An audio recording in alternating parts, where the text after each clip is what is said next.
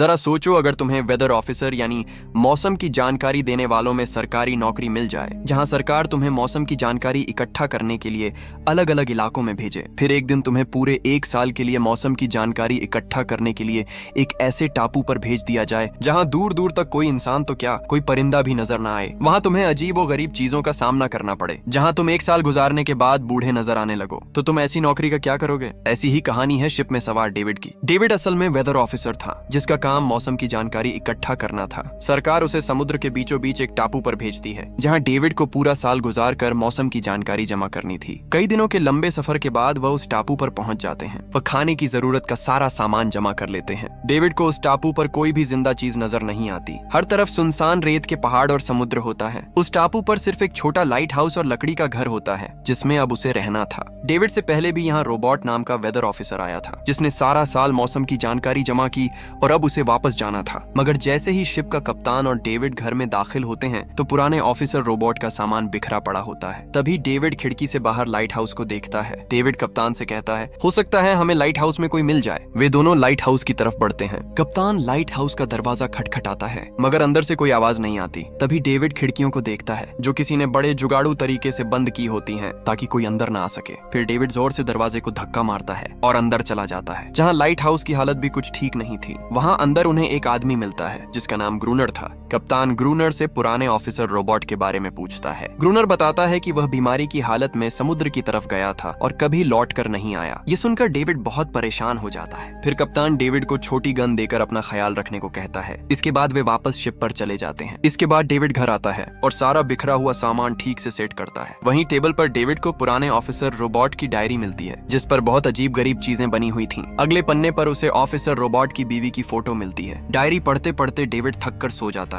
अगली सुबह डेविड मौसम की जानकारी के लिए काम पर लग जाता है। काम करते समय वह दूरबीन से लाइट हाउस की तरफ देखता है, जहां उसे ग्रूनर के साथ एक और इंसान भी दिखाई देता है। लेकिन जब वह दोबारा देखता है तो वहाँ ग्रूनर के अलावा कुछ भी नहीं होता। डेविड को लगता है शायद यह उसका वहम है। रात को डेविड घर पर चाय पी रहा होता है, तभी जोर से दरवाजा खटखटाने की आवाज आती है। डेविड समझता है कि शायद बाहर ग्रूनर आया है। डेविड हाथ में लैंप लेकर दरवाजे की तरफ बढ़ता है। अचानक दरवाजे के नीचे से एक हाथ अंदर आता है। यह हाथ किसी इंसान का बिल्कुल भी नहीं होता। तभी डेविड को याद आता है कि यह हाथ क्रीचर का है, जिसका जिक्र रोबोट ने अपनी डायरी में किया था। डेविड जोर से क्रीचर के हाथ पर पांव मारता है और जल्दी से घर के तहखाने में छिप जाता है। डेविड एक छोटे से सुराख से बाहर देखता है। तभी क्रीचर उसे देख लेती है। अपनी जान बचाने के लिए डेविड चाकू से उस पर हमला करता है, जिससे क्रीचर की आंख जख्मी हो जाती है और वो भाग जाती है। डेविड डर के मारे सारी रात तहखाने में गुजारता है। अगली सुबह डेविड घर के बाहर बहुत सारे अजीब पैरों के निशान देखता है। वो डर के मारे घबरा जाता है और लाइट हाउस की तरफ भागता है। डेविड जोर जोर से दरवाजा खटखटाता है, मुझे अंदर आने दो। लेकिन ग्रूनर दरवाजा नहीं खोलता, उल्टा कहता है, तुम्हें सबके साथ वापस चले जाना चाहिए था। ग्रूनर गुस्से में उस पर पानी फेंक देता है। डेविड बेचारा थका हारा वापस आकर घर की मरम्मत पर लग जाता है। वो घर के चारों तरफ बड़ा सा गड्ढा खोदता है। उसमें कुछ पुरानी किताबें रखकर तेल छिड़क देता है, ताकि जब क्रिएचर्स वापस आएं तो आग से डरकर भाग जाएं। फिर उसे पुराने बॉक्स से एक बंदूक मिलती है। उसे देखकर वो बहुत खुश हो जाता है। थोड़ी देर बाद रात के काले बादल छा जाते हैं। डेविड वही बंदूक हाथ में लिए बैठा होता है। तभी बाहर से अजीब अजीब आवाजें आने लगती हैं। डेविड खिड़की से बाहर देखता है तो डर जाता है, क्योंकि समंदर से बहुत सारे क्रिएचर्स निकलकर उसके घर की तरफ आ रहे थे। कुछ ही देर में वो दरवाजे को जोर से तोड़ने लगते हैं। डेविड फौरन उन पर गोलियां चलाना शुरू कर देता है, मगर क्रिएचर्स अब भी अंदर आने की कोशिश कर रही थीं।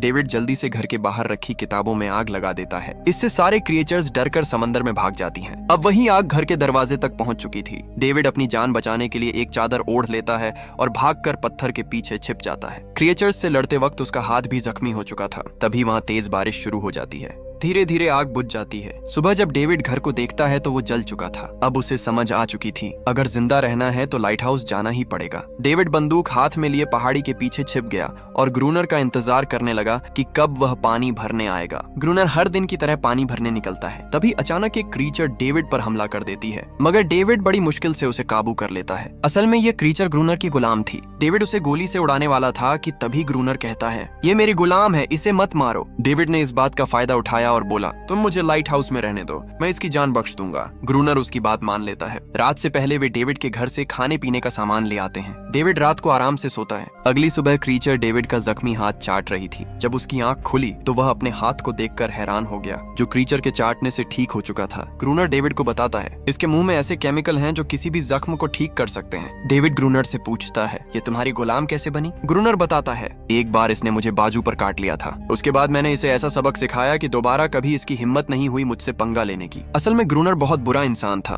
वह क्रीचर पर अपने हुक्म का दबाव डालता था, जब चाहे उसके साथ जिस्मानी ताल्लुक बना लेता। डेविड उसकी हरकतों को देखकर परेशान रह जाता है। तभी ग्रूनर डेविड को बंदूक लाने को कहता है। रात हो चुकी थी। क्रीचर कभी भी हमला कर सकते थे। वे लाइट हाउस की लाइट ऑन करते हैं और थोड़ी ही देर में क्रीचर बड़ी तादाद में समुद्र से निकलकर लाइट हाउस की तरफ बढ़ने लगते हैं। ग्रूनर इन पर गोलियां बरसाना शुरू करता है, मगर डेविड डरते डरते लाइट हाउस के अंदर चला जाता है। ग्रूनर बार बार उसे हमला करने को बोल रहा था, मगर डेविड की हालत तो पतली हो चुकी थी और वह बेहोश हो जाता है। वहाँ ग्रूनर सारी रात क्रीचर से अकेला लड़ता रहा। अगली सुबह ग्रूनर गुस्से में डेविड के मुंह पर पानी फेंक कर कहता है, अगर तुम्हें यहाँ रहना है तो क्रीचर से लड़ना होगा, और बेटा आज से घर के सारे काम तुम ही करोगे और पानी भी तुम ही लेकर आओगे। बेचारा डेविड उसकी बात मानने पर मजबूर था। वह बाहर से पानी लाता और घर के सारे काम करता। जैसे ही रात हुई वे दोनों छत पर पहरा देने चले जाते हैं। थोड़ी ही देर में क्रीचर लाइट हाउस पर हमला कर देते हैं, मगर आज डेविड डरता नहीं बल्कि उनका मुकाबला करता है। लेकिन ग्रूनर चुपके से लाइट हाउस के अंदर जाकर दरवाजा बंद कर लेता है। ग्रूनर डेविड से कहता है, बेटा अकेले लड़ने में कितना मजा आता है, आज तू भी देख ले। डेविड बार बार चिल्लाता है, अबे दरवाजा खोल, मुझे अंदर आने दे। मगर ग्रूनर दरवाजा नहीं खोलता और सारी रात ऐसे ही गुजर जाती है। जब सुबह ग्रूनर ने दरवाजा खोला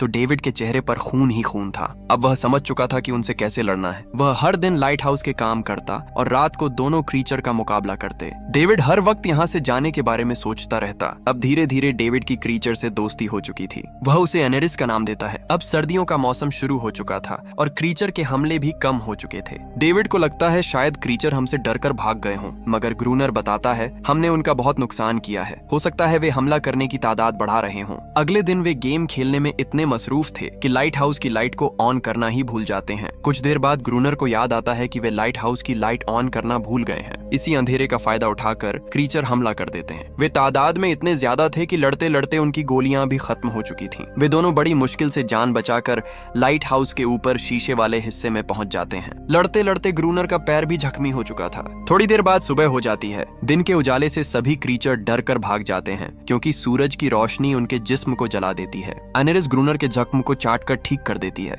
डेविड भी यहाँ एक पल भी रहना नहीं चाहता था। खुशकिस्मती से अगले दिन डेविड बाहर टहल रहा था तो उसे एक शिप दिखाई देती है। वह शिप को सिग्नल देने के लिए भागकर गन लाता है, मगर ग्रूनर उसे धक्का मारकर ऐसा करने से रोक देता है। तभी एनेरिस गुस्से में ग्रूनर पर हमला करती है ताकि वह डेविड की जान बचा सके। असल में ग्रूनर खुद को यहाँ का बादशाह समझता था। वह नहीं चाहता था कि कोई भी उसके हुक्म के बिना यहाँ से जाए। ऐसे ही दिन गुजरते गए। ग्रूनर एनेरिस का गलत इस्तेमाल करता और उसे मारता। एक दिन डेविड एनेरिस को एक छोटी सी शिप देता है, मगर एनेरिस को लगता है शायद ये मुझसे कोई ऐसी चीज मांग रहा है। वह सच में डेविड को एक छोटी शिप के पास ले जाती है, जिसे देखकर डेविड खुश हो जाता है। जब डेविड ग्रूनर को उस शिप के बारे में बताता है तो वह कहता है, मुझे इसके बारे में पहले ही पता था। ग्रूनर बताता है कि कुछ महीने पहले बहुत तेज समुद्री तूफान आया था। उसमें एक गैर कानूनी जहाज था जो गोला बारूद से लदा हुआ था। उनमें से कुछ लोग अपनी जान बचाने के लिए इस टापू पर आए, मगर क्रीचर ने उन्हें मार दिया। डेविड ग्रूनर को बताता है कि मेरे पास समुद्र में सांस लेने वाला लोहे का कवच है, जिसकी मदद से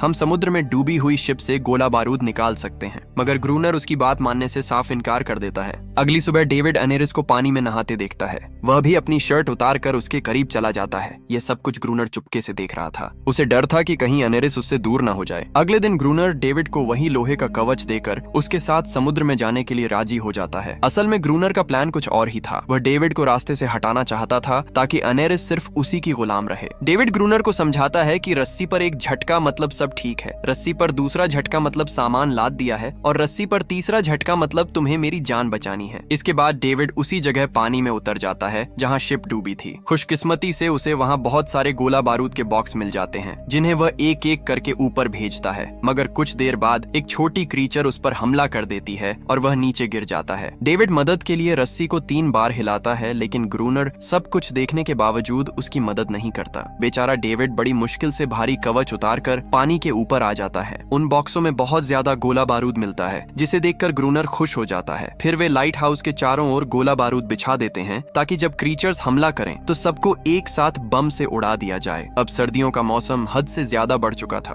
वे हर रात क्रीचर्स के हमले का इंतजार करते, लेकिन कोई हमला नहीं होता। ऐसे ही कई रातें गुजर जाती हैं। ग्रूनर को लगता है कि शायद अनेरिस ने हमारे प्लान के बारे में अपने साथियों को बता दिया है। इसी वजह से वह अनेरिस को बहुत बेरहमी से मारता है, लेकिन डेविड अनेरिस को बचा लेता है। इसके बाद ग्रूनर दूसरा प्लान बनाता है। वह लाइट हाउस का मेन दरवाजा खुला छोड़ देता है और अनेरिस को जोर जोर से चीखने पर मजबूर करता है। अनेरिस के रोने की आवाज सुनकर सभी क्रीचर्स लाइट हाउस की तरफ बढ़ने लगते हैं। वे दरवाजा खुला देखकर डेविड पर हमला कर देते हैं। डेविड बड़ी मुश्किल से जान बचाकर ऊपर पहुंचता है। तभी ग्रूनर बम का बटन दबा देता है, जिससे बहुत बड़ा धमाका होता है और लगभग सभी क्रीचर मर जाते हैं। इस धमाके में डेविड और ग्रूनर भी बेहोश हो जाते हैं। जब उन्हें होश आता है तो वे हर तरफ सिर्फ लाशें ही लाशें देखते हैं। अब तक एनेरिस भी वहां से जा चुकी थी, मगर ग्रूनर अभी भी घायल क्रीचर को मार रहा था। तभी डेविड एक घायल क्रीचर के गले में लॉकेट देखता है। क्रीचर तड़प रहा था और डेविड को उस पर बहुत तरस आता है। डेविड कई दिनों तक एनेरिस का इंतजार करता है, मगर वह वापस नहीं आती। दूसरी तरफ हर रात समुद्र के किनारे से रोने की आवाजें आती हैं। डेविड को अपनी गलती का एहसास हो चुका था।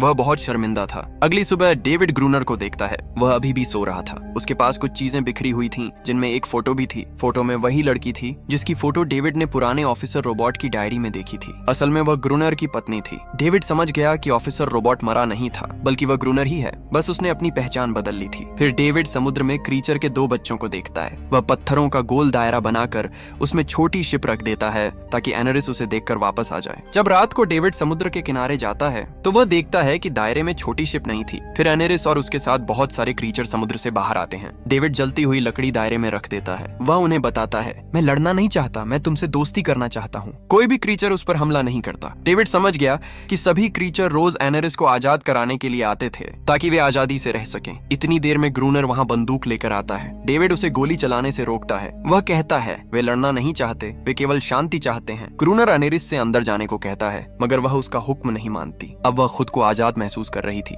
ग्रूनर पागलों की तरह बातें करते हुए लाइट हाउस की तरफ भाग जाता है और गुस्से में क्रीचर पर गोली चला देता है। एक छोटा क्रीचर मर जाता है। बाकी सभी क्रीचर समुद्र में भाग जाते हैं। डेविड बहुत गुस्से में लाइट हाउस की तरफ भागता है। उन दोनों के बीच जोरदार लड़ाई होती है। जब ग्रूनर कुल्हाड़ी से उस पर हमला करने लगता है तो डेविड उसे उसके असली नाम से पुकारता है, रुक जाओ रोबोट, तुम कातिल नहीं हो। ये सुनते ही वह तुरंत रुक जाता है। ग्रूनर को अपनी असलियत समझ में आ जाती है और उसे अपनी गलती का एहसास हो जाता है। वह खुद को क्रीचर के हवाले कर देता है। सभी क्रीचर मिलकर उसे मार देते हैं। डेविड दरवाजा बंद करके पूरी रात वहीं गुजारता है। अगली सुबह डेविड को एहसास होता है कि यहाँ आए उसे पूरा 1 साल हो चुका था। 1 साल बाद टापू पर अगला नया सरकारी अफसर आता है, जिसे अब पूरे साल मौसम की जानकारी इकट्ठा करनी थी। जब कैप्टन डेविड से पुराने अफसर के बारे में पूछता है तो डेविड भी वही जवाब देता है कि वह बीमार था, समुद्र की तरफ गया और फिर कभी वापस नहीं आया। इसके बाद डेविड बालकनी में खड़ा हो जाता है। शायद अब वह भी यहाँ से जाना नहीं चाहता था। दूसरी तरफ एनेरिस भी आजादी और खुशी के साथ जीना शुरू कर देती है। अगर वीडियो अच्छी लगी हो तो लाइक करें और चैनल को सब्सक्राइब जरूर करें।